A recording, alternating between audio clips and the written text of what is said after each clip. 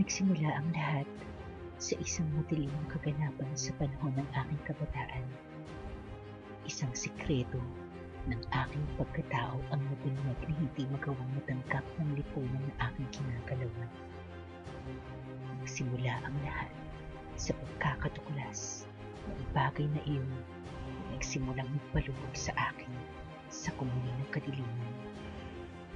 Ano nga bang dahilan ng hindi nila pagtangkap sa katulad ko? Sino nga ba talaga ako? Hindi ko alam.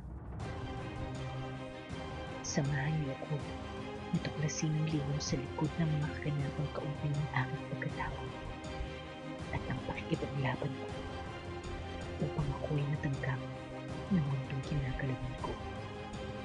Ako, si Johan.